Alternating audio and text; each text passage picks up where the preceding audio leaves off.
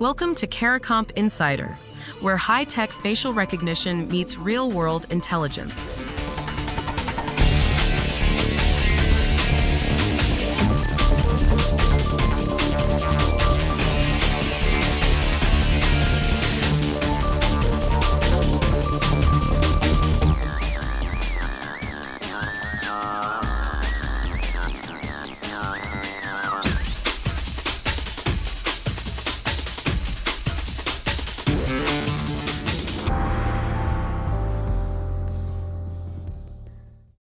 Three seconds. That's all it takes.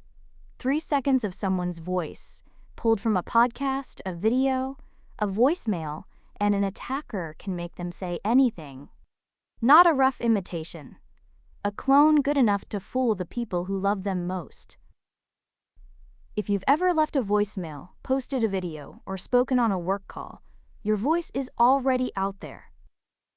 And that changes something we've all trusted our whole lives, that hearing a familiar voice means it's really them. This is happening right now to professional broadcasters in Korea. Announcers whose voices are their entire career. Criminals are lifting those voices off the open internet and using them to run scams on their audiences and families. So the question threading through this whole episode is simple. In 2026, how do you know the voice on the phone is real? Start with a broadcaster. Their voice is their brand, the thing people recognize and trust. That makes them the perfect target. Every earnings call, every keynote, every podcast episode they've ever recorded sits on the internet, free to grab. Security researchers put it plainly. A voice can be cloned from as little as 3 seconds of public audio. For a professional broadcaster, that's a rounding error. There are hours of them online. So the very thing that makes them successful becomes the weapon used against the people who trust them. Now, how well do people actually catch these fakes? Not well. One study found that under pressure, people spot a cloned voice only about 3/4 of the time. Flip that around, roughly 1 in 4 times, the fake gets through. And a scam call is designed to create pressure.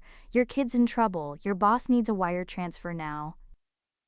In that moment, your ear is the only defense you've got, and your ear is wrong 1 time in 4. This isn't a handful of experiments either. According to security firms tracking the trend, some large retailers now get more than 1,000 AI-generated scam calls every single day. 1,000. Daily.